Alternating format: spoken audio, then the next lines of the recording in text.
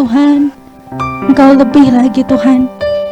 Kalau kami gak mampu lakukan sendiri Tuhan, kami tahu Engkau yang memampukan kami Tuhan. Kasih karunia kebaikan-Mu yang memampukan kami Tuhan, untuk lebih mau hidup untuk Engkau Tuhan. Ini komitmen kami pada sore hari ini Tuhan. Mari bentuk hati kami lebih lagi Yesus. Ubah hati kami Tuhan. Kami percaya firman Tuhan yang ditabur pada sore hari ini menguatkan setiap kami Tuhan, memperbarui hati dan pikiran kami Tuhan, untuk lebih lagi hidup Tuhan sesuai dengan firman Tuhan, menghidupi firman Tuhan dalam kehidupan kami. Satu tujuan kami, supaya nama-Mu dipermuliakan lewat hidup kami Tuhan. Terima kasih Tuhan Yesus, terima kasih Bapa di surga. Kami sambut firman Tuhan dengan ucapan syukur. Roh Kudus bekerja memberikan hikmat dan marifat, dan urapan boleh mengalir untuk hamba-Mu yang menyampaikan kebenaran firman Tuhan. Kami terima firman Tuhan dengan hati yang terbuka, hanya di dalam nama Tuhan Yesus Kristus. Kami serahkan firman Tuhan pada sore hari ini dalam nama-Mu. Haleluya, puji Tuhan. Amin.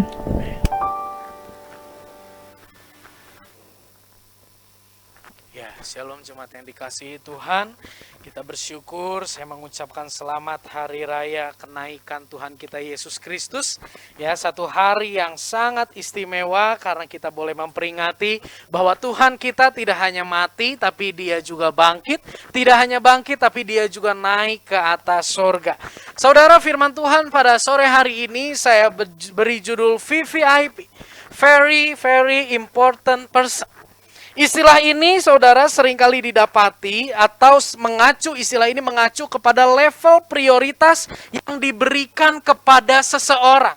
Seseorang yang mempunyai atau dianggap memiliki status level VVIP di dalam sebuah acara misalnya, dia akan mendapat kursi yang paling depan, dia akan mendapat sambutan yang lebih spesial dari undangan-undangan yang lain, dia akan mendapat perlakuan yang sangat spesial dibanding yang lain, saudara.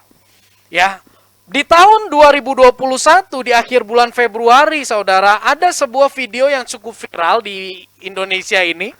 Terjadi di Jakarta ketika sekelompok anak muda menggunakan motor sport masuk ke wilayah, menerobos wilayah VVIP Kepresidenan Indonesia. Apa yang terjadi di video itu, sekelompok orang itu ditendang oleh Pas Pampres, saudara. Dan ketika konfirmasi selanjutnya, Pas Pampres menyatakan seharusnya orang yang masuk ke lingkungan VVIP ini tindakannya adalah ditembak. Kenapa? Karena dianggap sudah mengancam keamanan dari presiden yang memiliki status VVIP. VVIP mendapat status paling istimewa, pengamanan istimewa, prioritas yang paling prima, pelayanan yang paling prima. Betapa bahagianya ketika seseorang mendapat status VVIP. Wah, mobilnya juga dijemput dengan mobil yang berbeda mungkin, saudara. Dan mungkin kita berpikir, wah asik ya kalau kita punya status VVIP. Tapi kemudian kita mungkin berpikir hari ini, siapa ya yang kira-kira akan memberikan status itu buat kita? Siapa ya kira-kira orang atau lingkungan yang menjadikan aku sebagai prioritas di dalam kehidupannya?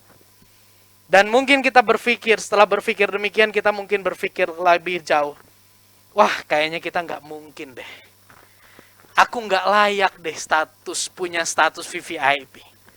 Ya, saudara, pada sore hari ini kita akan sama-sama belajar. Ya, hari ini kita memperingati hari kenaikan Tuhan Yesus Kristus. Nanti kita akan lihat korelasinya dengan judul yang saya tampilkan saat ini. Di hari kenaikan Tuhan Yesus Kristus ini, saudara, saya bayangkan bagaimana kondisi murid-murid saat itu. Ketika murid-murid pertama berjumpa Yesus, mereka begitu excited, mereka begitu antusias, saudara. Mereka begitu bersemangat karena mereka menemukan satu pribadi yang beda, yang lain daripada yang lainnya. Yang tidak mereka temukan di dunia saat itu. Akhirnya singkat cerita 12 murid itu begitu antusias mengikuti Yesus. Bahkan ketika Yesus sampaikan, aku akan ditangkap, aku akan mati. Salah satu murid yang bernama Petrus katakan apa? Guru, jika engkau mati, aku pun ikut mati. Taunya dia nyangkal. Ketika Yesus naik ke atas kayu salib, Yesus ditangkap, Yesus mati di atas kayu salib.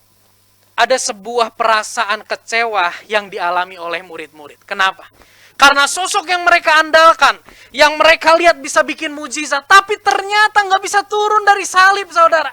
Tapi ternyata di depan mata mereka Yesus mati dan dikuburkan. Di dalam kondisi hancur hati, hilang harap seperti itu. 3 hari kemudian tiba-tiba mereka melihat Yesus. Betapa mereka merasa sukacita, bener ya? Ketika mereka melihat lagi Yesus, mereka sedang berkumpul di sebuah ruangan, tiba-tiba Yesus ada di situ. Mereka begitu bersukacita, saudara. Lalu ketika ngobrol-ngobrol, Yesus ada, tiba-tiba Yesus hilang lagi. Tiba-tiba beberapa hari kemudian Yesus ada lagi, muncul lagi penampakan seperti itu. Ya, di dalam perjalanan selama 40 hari Yesus bangkit. Tibalah saatnya. Hati murid-murid udah seneng nih. Tibalah saatnya. Yesus katakan, aku harus kembali ke rumah Bapa. Aku harus meninggalkan dunia. Wah, saudara, bisa dibayangkan ya. Perasaan Yesus itu perasaan murid-murid itu seperti roller coaster, saudara. Ya, satu titik dihantam ke bawah hancur hati, lalu dibangkitkan lagi pengharapannya dengan kebangkitan Yesus. Wah, asik nih Yesus bangkit nih. Tiba-tiba di hari yang tak terduga, Yesus katakan bahwa aku harus kembali ke rumah Bapa. Aku harus naik ke sorga. Hancur lagi perasaan mereka karena mereka merasa kehilangan sosok yang mereka kasih, sosok yang mereka andalkan. Namun saudara, di balik kepergian Yesus ke sorga, ada maksud-maksud Allah yang luar biasa. Ada 4 saya tuliskan di situ di slide next, mungkin 2 slide di depan. Oke, 4 maksud agung Allah di balik kenaikan Yesus Kristus. Mungkin saudara berpikir atau mungkin ada orang-orang yang berpikir, oh Yesus naik ke sorga karena Yesus udah kapok diperlakukan buruk di dunia. Yesus naik ke sorga karena Yesus udah katakan, udah di dunia tolak aku semuanya, udah aku kembali aja ke sorga. Aku udah terlalu sakit hati di dunia, aku mau kembali aja ke sorga. No, saudara. Bukan itu yang menjadi maksud Tuhan. Ada 4 maksud Tuhan di balik kenaikan Yesus Kristus. Yang pertama, kebangkitan dan kenaikan Yesus Kristus ke atas sorga. Berbicara tentang karya penyelamatan Yesus sudah selesai. Itu yang pertama. Yang kedua, saudara, maksud Allah di balik kenaikan Yesus adalah dengan naiknya Yesus, dia akan mengutus orang penolong yang lain yang akan hadir bagi para murid-muridnya dan orang percaya hari ini. Dan yang ketiga, maksud Yesus naik ke sana adalah menyediakan tempat bagi orang-orang yang percaya. Dan yang terakhir, maksud Allah Yesus naik ke sorga adalah untuk duduk di sebelah kanan Allah Bapa. Kita akan lihat yang pertama, saudara. Kenaikan Yesus menunjukkan bahwa karya penyelamatan Yesus sudah selesai. Next. Di dalam kitab Yohanes pasal yang ke-19, ayat yang ke-30, Yesus berkata di atas kayu salib, sesudah Yesus meminum anggur asam itu, berkatalah ia, sudah selesai. Lalu ia menundukkan kepalanya dan menyerahkan nyawanya. Saudara, di situ menarik dikatakan apa? Yesus berkata sudah selesai. Apa yang sudah selesai? Yang sudah selesai adalah karya penebusan Yesus untuk menebus manusia dari hukuman dan cengkram maut sudah lunas. Saudara, kalau saudara ingat Yesus ketika dia datang ke dalam dunia, Yesus katakan gini, aku datang ke dalam dunia bukan untuk melakukan kehendakku, namun melakukan kehendak Dia yang mengutus aku. Apa kehendak Allah yang mengutus Yesus? Supaya dia mati di atas kayu salib, dengan demikian setiap orang yang percaya kepadanya terbebas dari hukuman dosa dan juga dari cengkram dosa. Banyak orang yang hari ini berpikir, oh pengampunan Yesus, kematian Yesus di kayu salib hanya berbicara tentang membebaskan aku dari penghukuman dosa. No, kematian Yesus di kayu salib juga melepaskan kita dari cengkram dosa.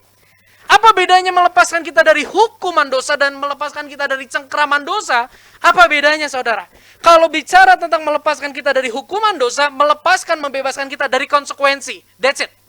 Tapi kalau berbicara tentang membebaskan kita dari cengkram dosa, itu berbicara apa? Kehidupan kita yang penuh dengan dosa, yang diikat oleh dosa, itu dilepaskan oleh kuasa penyaliban Yesus. Amin.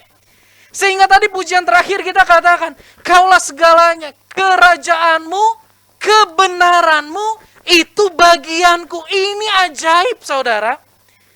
kebenaran Tuhan menjadi bagian kita yang tadinya kita hamba dosa, menjadi hamba kebenaran. Amin. Itu hanya bisa terjadi ketika Yesus naik ke atas kayu salib. Dan dia katakan sudah selesai, saudara. Kalau saudara beli mobil, saudara katakan gini, saya DP dulu ya. Ya, saudara mau nyicil, saya DP dulu ya. Oke. DP diterima, BPKB dititipin biasanya di perusahaan leasing. Saudara tidak bisa menjual mobil itu semena-mena.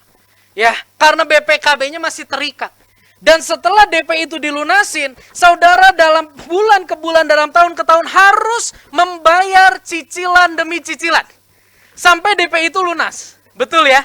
Tapi Yesus, pengorbanan Yesus tidak bicara membayar DP. Buat saya dan saudara. Pengorbanan Yesus berbicara tentang membebaskan, lunas dari hukuman dosa dan cengkram maut. Saudara, di slide saya tuliskan, ketika Yesus berkata sudah selesai, selesailah tugas tanggung jawab yang Allah percayakan.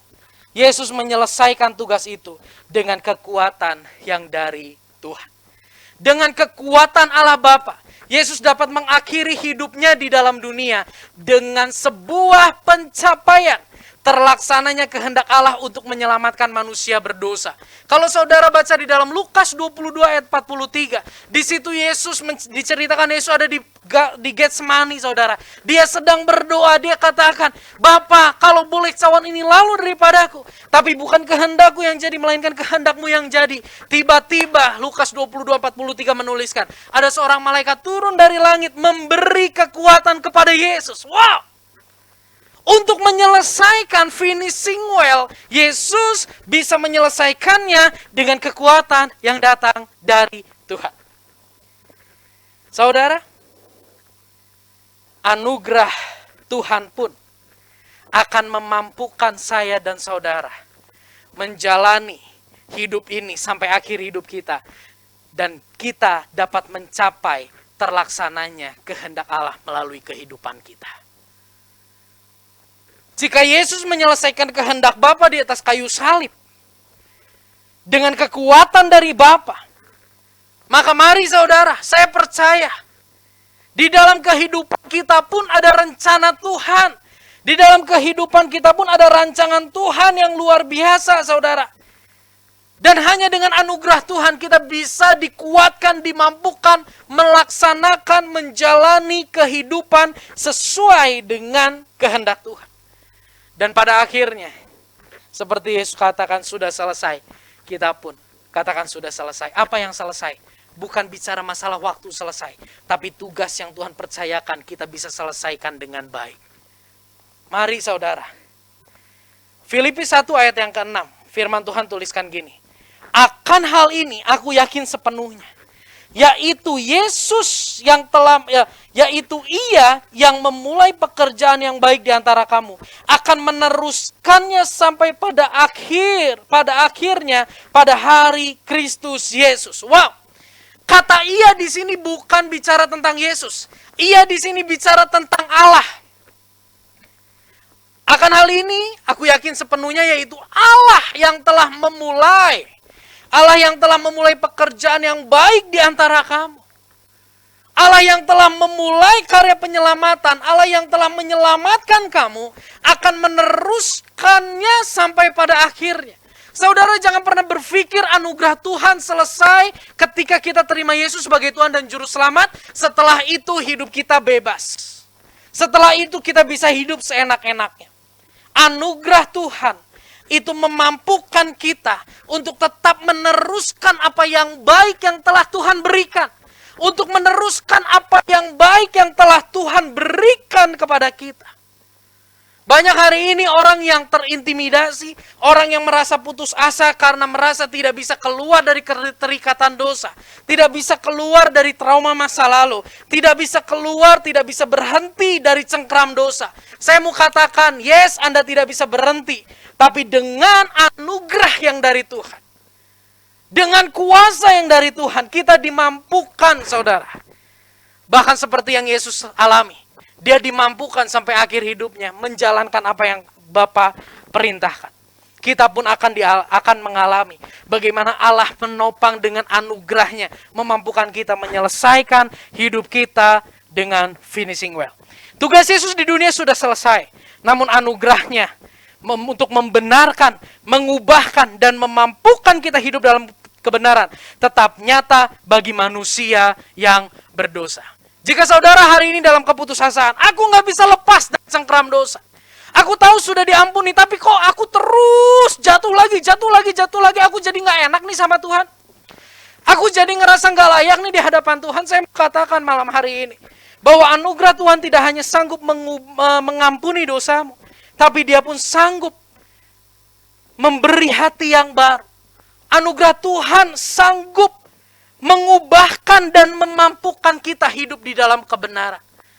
Saya berdoa setiap kita tidak hanya mendengar firman hari ini sebagai satu untayan kata-kata, tapi ada kuasa Roh Kudus yang menjamah melawat kehidupan setiap kita. Yang pertama, kenaikan Yesus memberi gambaran bahwa Dia sudah selesai. Saudara, mungkin saudara bertanya, masalahku banyak, hidupku penuh masalah, kok aku nggak kunjung meninggal ya? Saudara, belajar dari Yesus. Kalau tugas sudah selesai, kita akan pulang. Ya, hari-hari ini, jika terus kita masih ada di dunia, berjalanlah bersama dengan anugerah Tuhan. Yang kedua, maksud agung Allah di balik kenaikan Yesus yang kedua, pengutusan penolong yang lain. Ketika Yesus naik, Yesus tidak ada lagi di dunia. Tapi Yesus katakan di dalam Yohanes 16 ayat yang ke-7. Namun benar yang kukatakan kepadamu adalah lebih berguna bagi kamu jika aku pergi. Sebab jikalau aku tidak pergi, penghibur itu tidak akan datang kepadamu. Tetapi jikalau aku pergi, aku akan mengutus Dia kepadamu. Sampai di sini dulu. Di ayat yang ke-7 ini kita bisa melihat, saudara, bagaimana kenaikan Yesus ke atas sorga bukan karena Dia sudah tidak nyaman tinggal di dunia. Bukan karena Dia sudah bohwat dengan kelakuan manusia. Tapi Dia naik ke atas sorga di dalam ayat yang ke-7 ini. Semua alasannya supaya apa? Supaya kita bisa lebih merasakan sesuatu yang lebih berguna. Di situ Yesus katakan apa? Adalah lebih berguna bagi kamu. Adalah lebih berguna bagi kita semua. Jika Yesus pergi. Sebab jikalau Yesus nggak pergi, penghibur itu tidak akan datang kepada kita. Di ayat yang ke-16, Yohanes 14 ayat 16 bilang apa? Aku, Yesus, akan meminta kepada Bapa, dan Ia akan memberikan kepadamu seorang penolong yang lain. Nah, penolong yang lain tuh karakternya atau kondisinya begini. Supaya Ia menyertai kamu selama-lamanya. Yaitu roh kebenaran, dunia tidak dapat menerima Dia, sebab dunia tidak melihat Dia dan tidak mengenal Dia. Tetapi kamu mengenal Dia, mengenal roh kebenaran itu. Sebab Ia menyertai kamu dan akan diam di dalam kamu. Wow! Satu message yang sangat luar biasa. Ternyata penolong yang lain yang Yesus berikan kepada kita adalah penolong yang berdiam di dalam kehidupan kita. Penolong yang Yesus berikan kepada kita, penolong yang lain, itu tidak seperti Yesus. Ketika Yesus melayani di dalam dunia ini, Dia terbatas oleh ruang dan waktu. Bisa saja Yesus tetap ada di dalam dunia, tapi untuk kita menikmati hadiratnya, kita harus datang ke Yerusalem. Mungkin dari hidup sampai mati, mungkin kita tidak akan pernah bertatap muka dengan Yesus jika Yesus tetap ada di dunia. Tapi Allah memiliki satu kerinduan yang sangat luar biasa. Dia sangat rindu dekat dengan manusia. Dia sangat rindu lekat dengan ciptaannya. Sampai-sampai untuk dekat dengan manusia. Roh Kudus turun. Diam di dalam setiap kehidupan orang yang percaya. Saudara, siapa di sini yang bisa kontak Pak Presiden Jokowi? Lalu Presiden Jokowi langsung bales chatnya. Pak Jokowi, kita nongkrong yuk, kita ngopi. Ayo boleh kita ketemu ya. Wah, asik banget saudara. Tapi itu merupakan hal yang mustahil terjadi jika dimulai dari kita. Tapi itu hal yang sangat mungkin terjadi jika dimulai dari Pak Jokowi. Setuju ya? Kita adalah orang yang berdosa, dia Allah yang kudus. Kita tidak bisa mencapai dia, kita tidak bisa dekat dengan dia, karena ada satu jurang pemisah yang sangat luar biasa. Tapi kita tahu hari ini, bahwa penolong yang lain itu, Roh Kudus itu mau tinggal di dalam hidup saya dan saudara. Wow! Ini satu berkat yang luar biasa, saudara. Di ayat yang ke-18 katakan apa? Aku tidak akan meninggalkan kamu sebagai yatim piatu. Aku datang kembali kepadamu. Wow! Satu ketakutan murid-murid ketika Yesus naik ke atas sorga adalah mereka akan hidup seperti yatim piatu. Tidak ada arah, tidak ada tujuan, tidak ada penuntun hidup mereka. Tapi Yesus katakan, aku tidak akan pernah membiarkan engkau sebagai yatim piatu. Aku akan datang kembali kepadamu. Yang dimaksud aku akan datang kembali adalah roh yang ada di dalamku akan diam di dalam kamu. Yaitu apa? Roh Kudus. 1 Korintus 6 ayat yang ke-19. Atau tidak tahukah kamu bahwa tubuhmu adalah bait Roh Kudus yang diam di dalam kamu, roh yang kamu peroleh dari Allah, dan bahwa kamu bukan milik kamu sendiri. Wow! Ini satu hal yang sangat luar biasa, saudara. Kita adalah orang-orang yang terbatas, kita adalah orang-orang yang sangat berdosa di hadapan Tuhan. Berapa kali kita bahas tentang hamartia, meleset, melenceng, saudara. Dosa bukan bicara masalah tindakan aja, tapi masalah hati kita. Tapi di dalam hati yang kotor ini, di dalam hidup yang penuh dengan kejahatan, Roh Allah mau berdiam di dalam kita. Roh Allah yang kudus mau berdiam di dalam kita. Ini satu hal yang sangat luar biasa. Maka seharusnya setiap kita, ketika kita merenungkan hal ini, kita kembali diingatkan, siapa sih aku sehingga engkau mau diam di dalam aku. Seorang hamba Tuhan katakan gini, kenaikan Yesus ke sorga memungkinkan rohnya yang, saya ulangi, kenaikan Yesus ke sorga memungkinkan rohnya untuk tinggal di tempat terdekat yang tidak terpisahkan di dalam hidup kita. Kenaikannya ke sorga memungkinkan untuk kita punya kedekatan, bahkan tidak bisa dipisahkan dengan dia.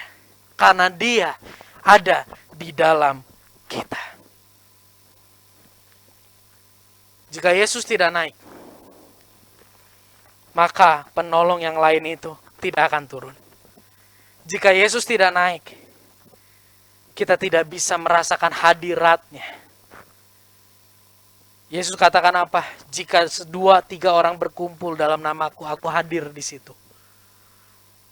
Bayangkan, jika Yesus tidak naik, kita mesti undang Yesus. Yesus naik pesawatnya apa ya? Buat WA, sampai WA-nya dibales juga, aduh. Itu merupakan satu hal yang sangat sulit jika Yesus tidak naik ke sorga. Tapi karena Yesus naik ke sorga dan rohnya dicurahkan, Roh Kudus turun, diam di dalam setiap kita. Kita bisa berinteraksi dengan Allah kapanpun kita mau. Kita dapat merasakan hadiratnya. Kita dapat merasakan damai sejahteranya. Kita dapat merasakan dia adalah pribadi yang Immanuel yang menyertai kita. Di dalam kitab Matius 1, malaikat katakan kepada Yusuf, beri nama anak ini Immanuel, yang berarti Allah menyertai kita. Dan itu nyata di dalam pribadi Roh Kudus. Saya tidak tahu, mungkin saudara hari ini merasa saudara ditinggalkan. Mungkin saudara hari ini merasa bahwa saudara tidak diterima, saudara ditolak oleh lingkungan. Tidak ada yang dapat mengerti kondisimu, tidak ada yang dapat menjadi tempat yang aman untuk engkau bercerita. Mungkin orang ketika engkau datang, orang-orang sudah pergi karena mereka takut direpoti dengan kisah hidup. Tapi saya mau katakan, ada satu pribadi yang diam di dalam saya. Ada satu pribadi yang diam di dalam saudara, yaitu Roh Kudus. Dan roh itu dicurahkan setelah Yesus naik ke sorga. Yang pertama, kenaikannya ke sorga berbicara penebusannya sudah selesai, lunas. Yang kedua, kenaikannya ke sorga berbicara tentang pengutusan penolong yang lain. Yang ketiga, saudara, di dalam Yohanes 14, ayat yang kedua sampai ayat yang ketiga, ini berbicara tentang Yesus menyediakan tempat bagi kita. Di mana? Di sorga. Firman Tuhan katakan, di rumah Bapakku banyak tempat tinggal. Jika tidak demikian, tentu aku mengatakannya kepadamu. Sebab aku pergi ke situ untuk menyediakan tempat bagimu. Dan apabila aku telah pergi ke situ dan telah menyediakan tempat bagimu, aku akan datang kembali dan membawa kamu ke tempatku, supaya di tempat di mana aku berada, kamu pun berada. Wow! Dia pergi meninggalkan dunia, dia pergi ke sorga, dia terangkat ke sorga untuk apa? Untuk menyediakan tempat bagimu. Karena keselamatan setelah di dalam Yesus, keselamatan kekal setelah kematian di dalam Yesus, merupakan sebuah kepastian, saudara. Kematiannya di atas kayu salib memberi jaminan bahwa kita akan masuk ke dalam kekekalan setelah kematian. Kehidupan kekal, bukan penghukuman kekal. Dan karena dia adalah jalan ke situ, dia tahu itu merupakan sebuah kepastian, maka dia sediakan tempat di sana. Jadi hari ini barang siapa percaya kepada Yesus, ada di dalam Yesus, kematian seharusnya bukan satu hal yang menakutkan bagi saya dan saudara. Karena hari ini kita tahu, di balik keberadaan yang tidak pernah terjangkau oleh pikiran kita, di sana sudah ada juru selamat kita, amin. Di sana sudah ada tempat yang disediakan oleh Dia untuk kita tinggal di sana. Wow! Satu hal yang sangat luar biasa, kembali lewat poin ketiga ini kita tahu bahwa kenaikannya ke sorga bukan dia tidak nyaman di dunia, bukan dia kapok, bukan dia bohwat, bukan dia kehabisan kata-kata. Namun semuanya dia lakukan untuk kebaikan saya dan saudara. Karena dia tahu suatu saat Yusak akan ke sana. Maka dia berjalan terlebih dahulu ke sana untuk menyediakan tempat. Orang yang meninggal di dalam Yesus gak usah pusing di sana tinggal di mana. Karena kita tahu Yesus datang ke sana. Yesus tinggalkan dunia. Dia datang ke sana untuk menyediakan tempat bagi kita. Sekali lagi, kematian bagi orang yang ada di dalam Yesus bukanlah satu hal yang menakutkan. Karena di sana juru selamat kita sudah menanti kita. Juru selamat kita sudah menyediakan tempat yang terbaik bagi kita. Saudara, 2 minggu lalu adik saya dan keponakan saya dari Malang datang ke Bandung. Dan selama 1 minggu rumah dibersihin. Debu-debu, wah disingkirin semua, pokoknya itu rumah dibersihin sedemikian rupa. Karena orang tua saya ingin supaya adik dan ponakan saya tinggal selama 1 bulan di Bandung. Itu merasa aman, merasa nyaman, bersih. Apalagi Tuhan kita Yesus Kristus. Dia pergi ke sorga untuk menyediakan tempat bagi kita. Karena dia merindukan suatu waktu kita datang ke sana berjumpa dengan dia. Yang paling terakhir, yang keempat. Kenapa Yesus naik ke sorga? Maksud agung Allah di balik kenaikan Yesus yang terakhir. Dia duduk di sebelah kanan Bapa. Wow! Dia duduk di sebelah kanan Bapa. Roma 8 ayat 34 terjemahan baru katakan gini. Kristus Yesus yang telah mati, bahkan lebih lagi yang telah bangkit, dan sekarang juga duduk di sebelah kanan Allah, yang malah menjadi pembela bagi kita. Siapakah yang akan memisahkan kita dari kasih Kristus? Penindasan atau kesesakan atau penganiayaan atau kelaparan atau ketelanjangan atau bahaya atau pedang. Di dalam terjemahan Indonesia sederhana, Roma 8:34 katakan gini, dan hal apa yang masih bisa kita? Tidak ada. Karena Kristus sudah mati bagi kita, bahkan dia juga hidup kembali dari kematian dan sekarang duduk di tempat paling terhormat di sisi Allah. yaitu di sebelah kanan Allah.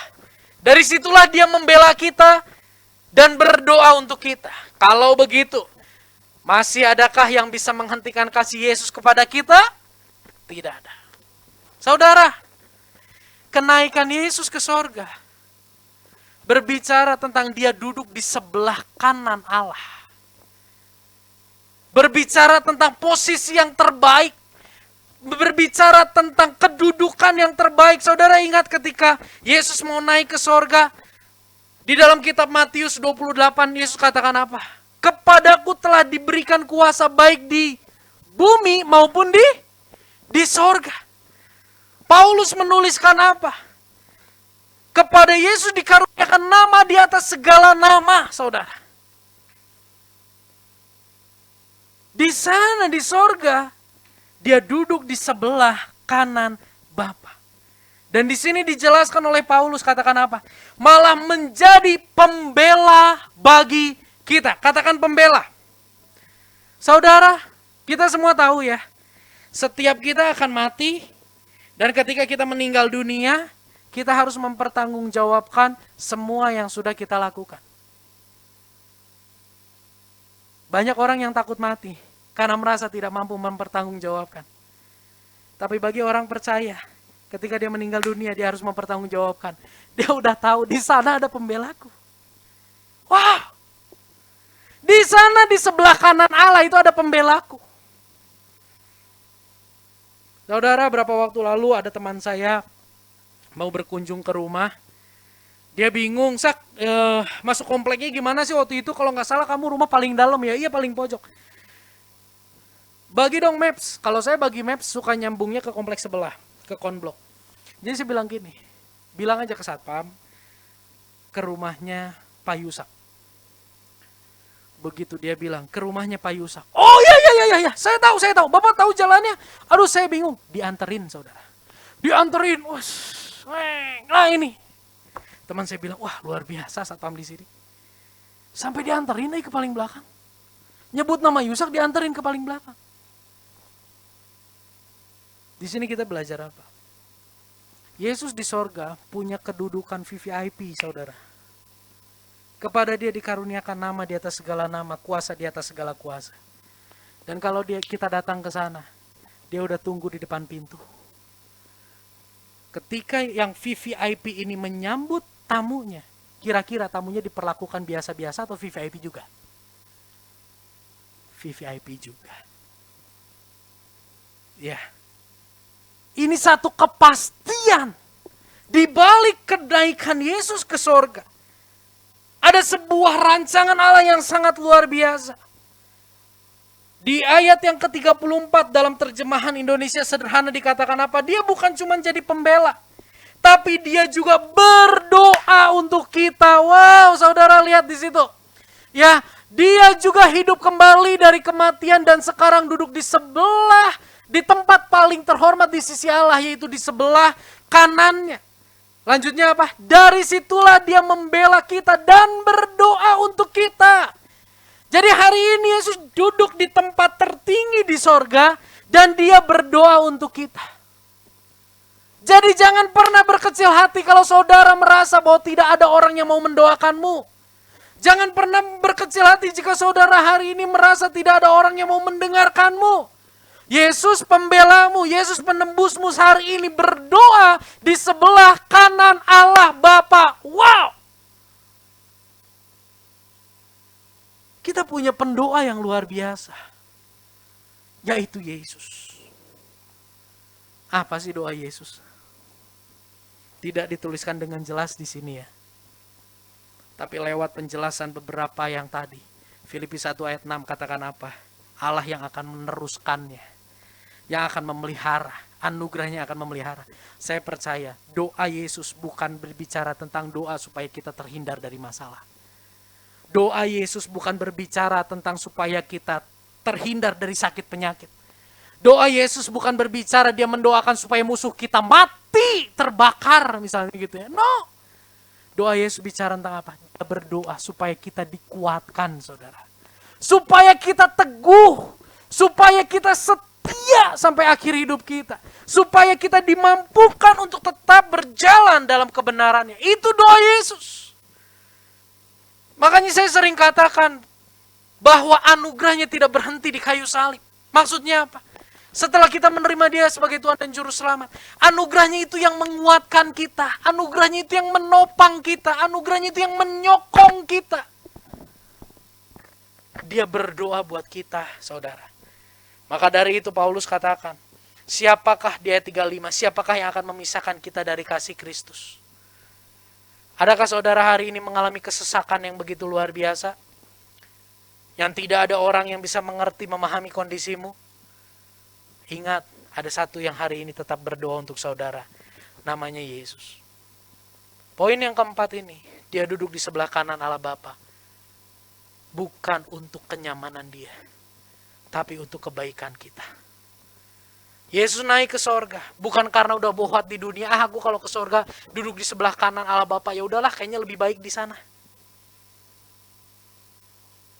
Konsep kita, konsep dunia seringkali gini, dalam memutuskan mana sih konsekuensi yang paling kecil, itu yang kita ambil. Mana sih yang paling nyaman buat kita, itu yang diambil. Tapi konsep Yesus, konsep Allah berbanding terbalik. Dalam setiap pengambilan keputusannya, dia selalu memikirkan yang terbaik untuk Anda dan saya. Yuk kita renungkan. Di balik momen kenaikan Yesus, ada 4 hal. Yesus sudah selesai. Yesus menghadirkan penolong yang lain untuk kita. Yesus menyediakan tempat untuk kita. Yesus di sebelah kanan Bapa untuk menjadi pembela dan pendoa buat kita. All about us. Semuanya tentang kita. Di sini kita bisa belajar, sekalipun manusia tidak memprioritaskan kita, Tuhan memprioritaskan kita di atas segalanya. Ini baru kenaikan. Kita coba renungkan, Natal. Dia turun dari sorga meninggalkan kenyamanan untuk siapa? Untuk saya dan saudara. Jumat Agung dia mati di atas kayu salib, saudara. Untuk siapa? Supaya saya dan saudara tidak perlu dihukum. Jumat Agung, Paskah kebangkitan. Untuk siapa? Untuk menunjukkan kemenangan atas dosa. Dan kita yang percaya turut dalam kemenangannya. Kenaikannya hari ini kita pelajari. Semuanya yang dia lakukan untuk kebaikan kita. Saudara, inilah Injil. Inilah yang membedakan antara Kristen dengan kepercayaan-kepercayaan yang lain. Inilah yang membedakan Kristen dengan agama-agama yang lain. Kita lihat sedikit. Roma 1 ayat yang ke-16. Ayat yang paling terakhir. Roma 1, 16 sampai 17. Kita baca sama-sama ya ayat ini ya. 1, 2, 3. Sebab aku mempunyai keyakinan yang kokoh dalam Injil. Karena Injil adalah kekuatan Allah yang menyelamatkan setiap orang percaya. Pertama-tama orang Yahudi, tetapi juga orang Yunani. Sebab di dalamnya nyata kebenaran Allah yang bertolak dari iman dan memimpin kepada iman. Sebab ada tertulis orang benar akan hidup oleh iman. Wow! Saudara, Natal, Jumat Agung, Paskah, kenaikan Yesus Kristus. Itu merupakan kabar baik. Yang jauh lebih baik dari semua kabar baik. Karena di situ berisi tentang kekuatan Allah, usaha Allah untuk menyelamatkan manusia berdosa. Di sini saya tuliskan, Injil berbicara tentang apa yang Allah lakukan untuk menyelamatkan manusia berdosa. Sedangkan agama berbicara tentang rentetan usaha manusia berdosa yang untuk terbebas dari hukum dan cengkram dosa. Di mana orang yang sudah tenggelam bisa dapat menyelamatkan dirinya? Di mana orang yang sudah terbelenggu, terborgol dapat melepaskan dirinya?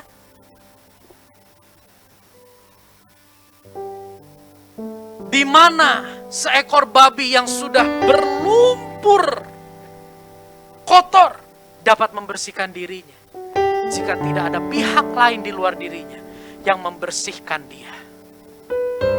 Begitu juga dengan kita. Sadari, kita dicengkram, kita diikat oleh yang namanya dosa dan kita gak bisa membebaskan diri dari itu semua. Tapi Injil, kabar baik, bicara tentang kekuatan Allah. Katakan kekuatan Allah. Bicara tentang usaha Allah. Katakan usaha Allah. Untuk membebaskan kita dari keterikatan dan perhambaan dosa. Mari saudara. Kalau di luar kita banyak dengar rentetan-rentetan, kiat-kiat. Kiat-kiat untuk terbebas dari dosa. Kiat-kiat untuk mendapat berkat Tuhan. Kiat-kiat untuk terlindung dari murka Tuhan. Saya mau katakan, itu bukan Injil. Karena Injil berbicara tentang apa yang Tuhan lakukan. Bukan apa yang kita lakukan untuk memperoleh sesuatu daripadanya.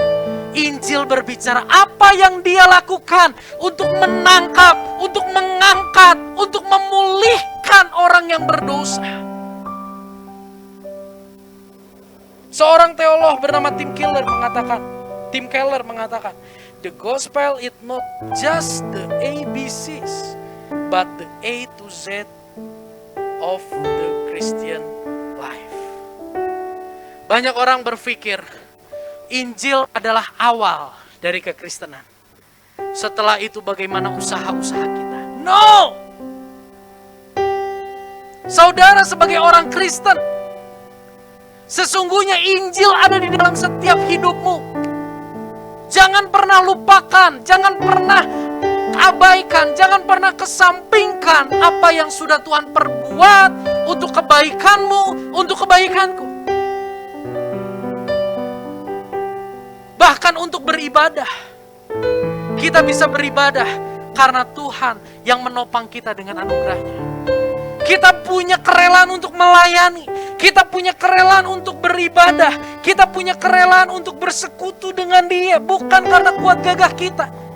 Namun karena anugerahnya yang menopang kita sehingga kita dimampukan untuk setia melayani. Jika kita melayani, jika kita beribadah dengan kekuatan sendiri, jika kita melayani, kita beribadah dengan motivasi untuk memperoleh sesuatu dari Tuhan, apa yang akan terjadi? Kita akan stres, kita akan frustasi, kita akan depresi, kita akan merasa begitu lelah. Dan mungkin kita berkata, aku sudah beribadah, tapi kenapa kondisiku tidak berubah? Aku sudah melayani, tapi kenapa kayaknya doaku tidak kunjung diresponi?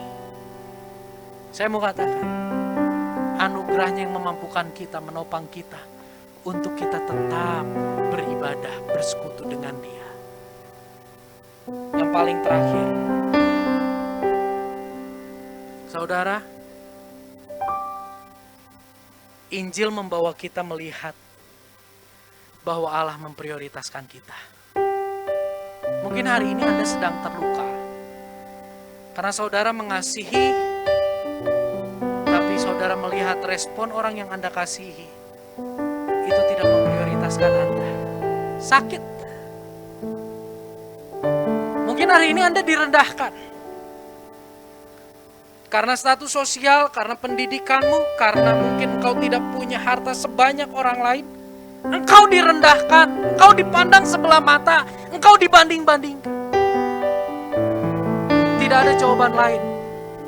Hanya di dalam Injil kita bisa melihat bagaimana Tuhan yang kudus dengan kekuatannya mengangkat kita.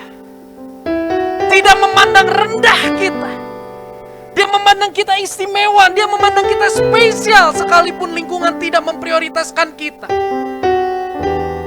Di awal tadi saya katakan, mungkin hari ini kita berkata, aku bisa dapat akses VIP VIP di mana ya? Siapa yang bisa kasih aku akses VVIP ya? Siapa yang bisa memprioritaskan aku seperti itu ya? Aku pengen dong di dalam hidupku sekali-sekali merasa bahwa aku diprioritaskan. Hari ini di dalam nama Yesus Anda mendengar bahwa Anda istimewa. Anda mendengar bahwa Anda diprioritaskan. Sama siapa? Pencipta langit dan bumi. Wow! Kau takjil hati. Sekalipun pasanganmu tidak memprioritaskan engkau, anakmu tidak memprioritaskan engkau, istrimu, orang tuamu tidak memprioritaskan engkau, suamimu tidak memprioritaskan engkau, tapi Tuhan yang menciptakan langit dan bumi, Dia memprioritaskan engkau.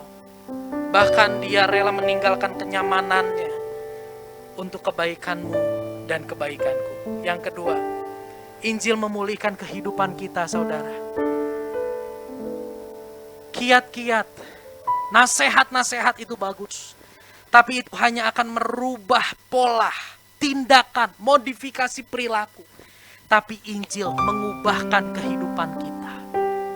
Kita yang tercengkeram oleh dosa, kita dibebaskan. Oleh apa? Oleh Injil.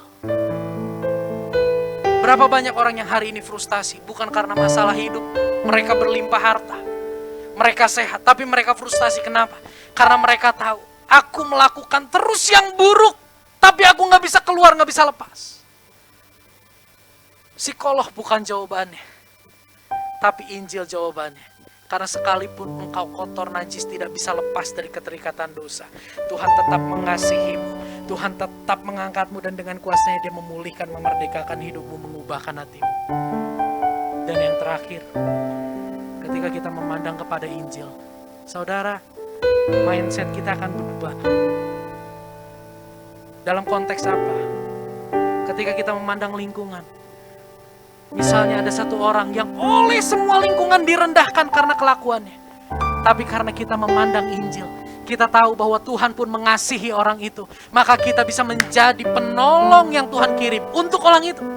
Kita bisa menjadi satu-satunya mungkin orang yang menerima kelemahan orang itu. Dan akhirnya orang itu dibangkitkan. Mari saudara, Injil adalah jawaban. Injil adalah kabar baik. Injil adalah usaha Allah, berita baik tentang usaha Allah untuk mencapai, menggapai, mengangkat kita. Manusia yang penuh dengan dosa. Jika bukan Yesus, kita tidak pernah layak dan gak pernah tersedia tempat di sorga. Tapi karena Yesus, kita punya tempat di sorga. Bersyukur kita memiliki Allah yang kita kenal di dalam Yesus Kristus. Mari kita tundukkan kepala. Tuhan, kami berterima kasih buat firman-Mu pada sore hari ini, yang mengingatkan kami sehingga kami boleh mengerti ada 4 makna di balik kenaikan Yesus. Kami belajar kenaikan-Mu berbicara tentang Kau sudah selesai menyelesaikan tugas penyelamatan, anugerah, dan biarlah setiap kami boleh dengan hati terbuka menerima anugerah itu. Kenaikan-Mu ke atas kayu salib, ke atas surga, Tuhan, berbicara bagaimana Kau mengutus penolong lain, yaitu Roh Kudus, untuk diam di dalam kami. Terima kasih Yesus. Kenaikan-Mu berbicara bagaimana Engkau menyediakan tempat bagi kami di kemudian hari. Kenaikan-Mu ke sorga berbicara Engkau menjadi pembela dan pendoa bagi kami di sebelah kanan tahta Allah yang maha tinggi. Ini satu kabar baik bagi kami. Ketika kami tidak diprioritaskan oleh lingkungan, kami dianggap rendah, tapi kami tahu malam ini semua tindakan yang Kau lakukan, kami menjadi prioritasnya. Bahkan Kau rela meninggalkan kenyamanan-Mu untuk kebaikan kami. Terima kasih Yesus. Kau tahu setiap hati kami. Bicara Tuhan buat setiap kami. Roh Kudus jamah setiap hati kami. Terima kasih Tuhan. Kaulah segalanya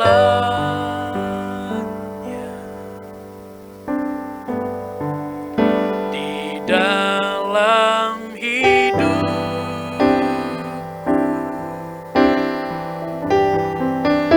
Kerajaan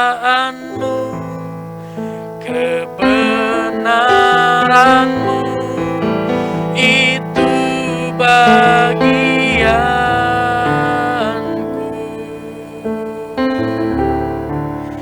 Kaulah yang kupandang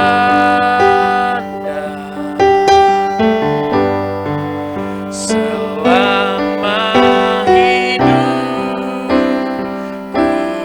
Kami mengasihi-Mu, memuliakan-Mu, Bapa dan Raja. Kita bangkit berdiri bersama, kita renungkan pujian ini. Bapa yang mengasihi, Kau memulihkan Hati yang baru Kau berikan untukku dapat melihat rencana-Mu indah bagiku. dan kami tahu kami menjadi prioritas. Ada Terima kasih di Tuhan. setiap jalan Kau Allah Immanuel yang selalu menyertai dan menggenggam hidup kami. Kami haus dan lapar. haus dan Kami rindu lapar mengadakan Kau setiap hari. akan Kaulah Engkau. segalanya. Kaulah segalanya. Terima kasih. Di dalam hidupku,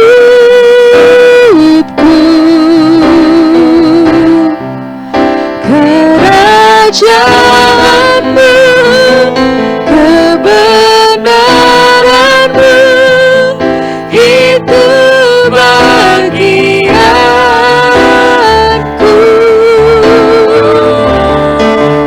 Kaulah yang kupandang Yes, Tuhan. selama hidupku.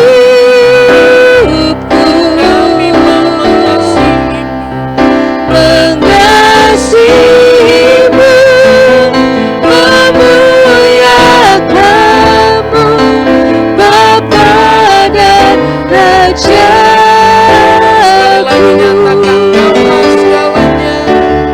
Kaulah segalanya. Kaulah Amin. Terima segalanya kasih Tuhan. di dalam Yes, hidupku. Lord. Kerajaan-Mu, kebenaran-Mu itu bagianku.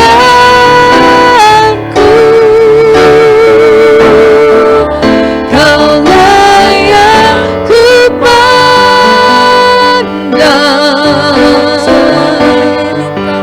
selama hidupku.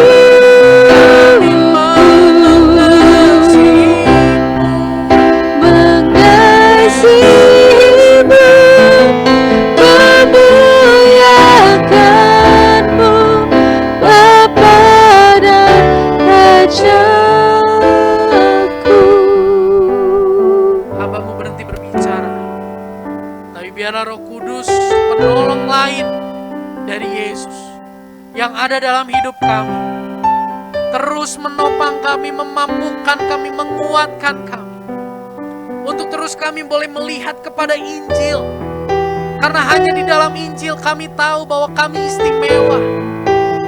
Kami tahu kami gak punya sesuatu yang baik di hadapan Tuhan, tapi Engkau menjadikan kami spesial Tuhan. Gak ada satupun yang bisa kami banggakan di hadapan. Gak ada satupun kebaikan. Engkaulah yang paling tahu keburukan kami, namun Engkau memperlakukan kami dengan sangat spesial, lebih dari yang lain. Terima kasih, mampukan kami Roh Kudus untuk terus terfokus melihat Injil, melihat usaha dan kekuatan-Mu untuk membawa kami, membangkitkan kami. Dan kami tahu Injil itu sanggup mengubahkan hati kami. Dan kami percaya ketika kami diubahkan, sudut pandang kami untuk orang-orang di sekitar kami akan diubahkan. Ampuni kami kalau kami pernah merendahkan orang lain. Kami pernah menganggap tidak penting orang lain, sehingga mereka terluka dengan sikap kami. Ampuni kami, karena sore hari ini kami tahu Engkau mengasihi orang yang kami rendahkan. Engkau mengasihi orang yang kami lecehkan. Engkau mengasihi orang yang kami pandang sebelah mata. Dan biarlah kuasa-Mu memulihkan sudut pandang kami, sehingga dalam hidup kami sungguh-sungguh kasih Tuhan boleh terpancar, tertransfer kepada orang-orang di sekitar kami. Hamba-Mu berhenti berbicara, tapi Roh Kudus meteraikan firman-Mu dalam hidup setiap kami. Terlebih lagi ada kekuatan Tuhan yang memampukan kami untuk hidup sesuai dengan kebenaran firman-Mu. Sebelum kami berpisah Tuhan, kami rindu berdoa untuk bangsa dan negara kami, Indonesia. Kau pulihkan Indonesia, lawat Indonesia. Damai sejahtera Tuhan turun di tengah bangsa dan negara kami. Di tengah permasalahan pergumulan yang ada, kami percaya Tuhan bahwa kasih-Mu besar, kasih-Mu dan kuasa-Mu sanggup memulihkan. Kami berdoa buat komunitas Jerusalem Community Church. Terus bawa komunitas ini semakin mengalami pengenalan akan Engkau dengan benar. Setiap kami yang ada di dalamnya bawa semakin mengenal Tuhan. Setiap kami yang ada di dalamnya dibawa semakin antusias untuk bersaksi. Setiap kami yang ada di dalamnya dibawa rela dengan penuh sukacita menjadi pelaku firman yang taat dan setia sampai akhir hidup kami. Kami punya kerelaan untuk membagi hidup, memuridkan orang-orang yang ada di sekitar kami. Kau tahu kondisi kami, mungkin kami bergumul dengan sakit penyakit.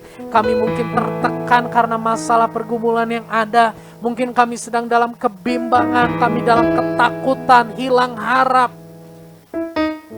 Kami berdoa di dalam nama Yesus, tuntunan Tuhan nyata bagi setiap kami. Penghiburan, kekuatan, damai sejahtera-Mu nyata bagi kami. Kesembuhan, pemulihan terjadi saat ini bagi setiap kami. Sebelum kami berpisah Tuhan, kami rindu untuk menerima berkat. Mari saudara kita tadahkan tangan kita mau terima berkat.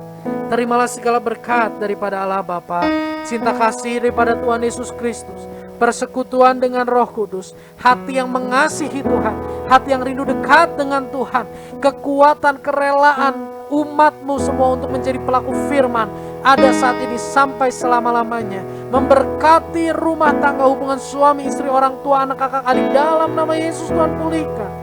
Memberkati studi, pekerjaan, perekonomian, kesehatan, pergaulan, pelayanan dimanapun dan apapun yang Tuhan percayakan bagi kami. Ajar kami untuk kelola dengan baik, dengan mengandalkan Tuhan, sehingga kami boleh memperoleh yang terbaik daripada Tuhan, dan segala kemuliaan hanya bagi nama Bapa di surga. Terima kasih Tuhan, terima kasih Bapa. Di dalam nama Tuhan Yesus kami berdoa. Amin.